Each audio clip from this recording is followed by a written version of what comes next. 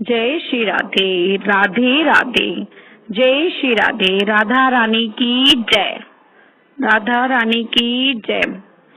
आज एक बहुत ही प्यारी कथा है राधा रानी की, कि जैसे हमारे भाव होते हैं तो भगवान भी हमारे भाव के साथ किस तरह जुड़ जाते हैं और वो भाव हमें कितना भाव विभोर कर देते हैं। उसके लिए एक संत जी थे, तो वो सोच रहे थे कि हमने अभी तक माता रानी को यानी राधा रानी को कभी कुछ नहीं अर्पण किया, कभी उनके लिए कुछ बनाया नहीं है। तो जब वो 75-80 साल के हो गए तो सोचते हैं कि आज मैं अपने हाथों से माता के लिए, अपनी राधा रानी के लिए कुछ कपड़े बनाऊंगा, चुन्नी बनाऊंगा, लहंगा बनाऊंगा और उसको अच्छे से तैयार करूंगा।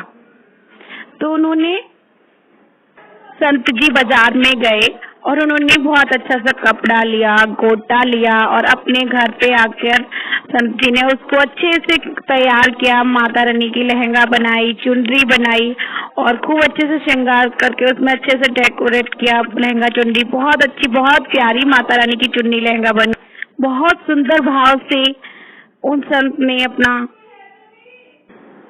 संत जी भाव में अपने अच्छा से माता रानी के लिए, राधा रानी को याद करते हो, कैसे दिखेंगी, पहनेंगी तो कितनी सुंदर लगेंगी, हमारे राधा रानी कितनी प्रसन्न हो जाएंगी, मेरे हाथों द्वारा पहनाऊंगा मैं उनको। ऐसे बहुत भाव विभोर में होते। उन्होंने रात में उसको बनाया, तैयार किया। सुबह जल्दी से उठे, स्नान किया यमुना जी के किनारे जाके और फिर अपने घर पे माँ राधा रानी की ही पूजा की। फिर वो लाडली जी के मंदिर में जाके उसको लहंगा चुन्नी को लिया उन्होंने हाथ में और माता रानी के दरबार में जाके उनको पहनाने के लिए ले आए। सीढ़ियाँ चढ़ रहे हैं, भाव में विभोर हैं कि आज तक मैंने अपनी राधा रानी को अपने हाथों से कुछ नहीं दिया, ना कभी कुछ पहनाया, ना श्रृंगार किया ढंग से। मैं उनका अच्छे से श्रृंगार करूंगा, अच्छे से अपने हाथों से आज ये कपड़े पहनाऊंगा, मैं लहंगा ये चुन्नी पहन के राधा रानी कितनी सुंदर हो जाएंगी, कितनी भाव में होंगी। इस तरह बार बार भाव उनके अंदर, राधा रानी के लिए भाव उनके अंदर बहुत ज्यादा बन रहे थे। तो इस तरह जब भाव बन रहे थे तो राधा रानी को भी नहीं रहा गया। फिर वो एक संत के सामने एक बच्ची सी आई, छोटी सी बच्ची 8-10-11 साल की होगी और वो आके संत जी से बोली, बाबा आपने तो बहुत अच्छी लहंगा चुन्नी बनाई है, आप हाथ में लिए हो, जरा दिखाना तो संत जी बोले, ये तो मैंने राधा रानी जी के लिए बनाई है और मैं तुझे दिखा देता हूँ। तो उन्होंने दिखा दी। अब वो बच्ची बोली, बाबा ये तो बहुत सुंदर है, ये तो मुझे दे दो आप, मुझे बहुत प्यारी लग रही है। तो संत जी बोले, ना बेटा मैं तेरे लिए दूसरी बना दूंगा, दूसरी ले आऊंगा, दूसरी दिला दूंगी, लेकिन ये ना मैंने अपने लिए राधा रानी के लिए ही बनाई है। अब वो बच्ची पीछे पड़ गई, नहीं बाबा मुझे तो यही चाहिए, रोने लगी, बहुत तेज चीखने लगी, बाबा दे दो ना, अब दे दो ना। अब बेचारे संत जी बड़े दुखी, क्या करूं। संत जी के मन में भाव आ रहे थे। पहली बार तो उन्होंने माता रानी के लिए, राधा रानी जी के लिए कुछ अपने हाथ से, अपने मन से लहंगा चुन्नी बनाई है और वो भी ये बच्ची मांग रही है। अब बाबा बड़े दुविधा में संत जी क्या करे और सोच रहे हैं। तो तब तो जितना संत जी सोच रहे थे अपने माता रानी को और भाव में होके कि मैं उनको ऐसे क्या कहूंगा, कैसे मैंने उनके लिए बनाई है और कोई बच्ची ले रही है, तब तक वो बच्ची उनके हाथ से झपट के लेके चली भी जाती है। जब वो बच्ची चली जाती है, अब संत जी बड़े दुखी, हाँ मैंने इतने प्यार से माता रानी के लिए, राधा रानी के लिए, लाडली सरकार के लिए ये लहंगा चुन्नी बनाई थी अपने हाथ से और मैं अपने हाथ से उनको अर्पण करता, पहनाता, कितनी सुंदर लगती, और वो बच्ची ले गई। बेचारे बड़े दुखी हो गए, रुआसे से हो आए और वहीं सीढ़ियों पे बैठ गए कि अब मैं कैसे हाथ से माता रानी के लिए जाऊंगा, राधा रानी के पास जाऊंगा, मैंने तो लाडली के लिए कपड़े बनाए थे, मैं बिना कपड़े के कैसे जाऊंगा, मैं कैसे जाऊंगा, ऐसे मन में दुविधा आ रही, सोच रहे हैं।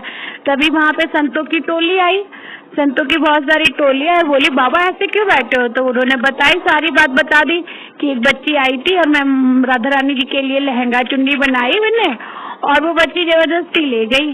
तो संत जी बोले, कोई बात नहीं, आप कल बना लेना राधा रानी जी के लिए, आप कल चढ़ा देना, उसमें क्या हुआ, जो उसके भाग्य में थी वो ले गई। तो संत जी बोले, चलो कोई बात नहीं, लेकिन मैंने आप फिर संत जी बहुत दुखी हो गए कि कैसे कैसे। संत जी ने फिर बाबा लोगों ने कहा, चलो कोई बात नहीं, आप दूसरी बना लेना, आप दर्शन के लिए तो चलिए। तो संत जी बेचारे बेमन से दर्शन के लिए चलते हैं। चले जा रहे, फिर मंदिर में आते हैं। मंदिर के पट बंद थे, थोड़ी देर के लिए उन्होंने इंतजार किया। फिर इंतजार करने के बाद जैसे ही दरवाजे खोलते हैं, सब लोग खूब जय जयकार करते, राधा रानी सरकार की जय, लाडली सरकार की जय। संत जी देखते हैं तो सब लोग कहते हैं कि अरे वाह, तो राधा रानी कितनी प्यारी लग रही हैं, कितनी मनमोहनी लग रही हैं, अद्भुत श्रृंगार लग रहा है, कितना सुंदर उनकी लहंगा चुनरिया लग रही है। तो संत जी ने आंखें बंद कर रखी थी। मन में उनके भाव थोड़े दुविधा में थे, थोड़े उदास थे कि मैं आज राधा रानी के लिए कुछ लेके आया तो अब मैं माँ को अर्पण नहीं कर पाया, राधा रानी को नहीं पहना पाया। तो वो देख नहीं रहे थे, वो आंखें बंद किए हुए अपनी राधा रानी को ध्यान में थे। फिर राधा रानी को जैसे ही संत जी ने आँख खोल के देखा तो चमत्कार, संत जी बड़े खुशी हो गए, क्योंकि जो उन्होंने राधा रानी के लिए लहंगा चुनरी बनाई थी, राधा रानी वही पहने बैठी थी। तो संत जी मुस्कुराए, संत जी बोले, अरे राधा रानी, मेरी माता रानी, आपको इतना इंतजार नहीं हुआ, आप भाव में, आप भी मेरी तरह भाव में आ गई, मुझसे पहले ही लेके चले गए, मुझे थोड़ी देर के लिए भाव में दुविधा में डाल दिया। बोलो लाडली सरकार की जय, राधा रानी की जय। राधा रानी ऐसे ही है, जिसकी जिसमें मन में जितने भाव बनते हैं, तो माता के भाई राधा रानी के मन में बहुत भाव बनते हैं, वो भाव को साक्षात्कार करने जरूर आते हैं।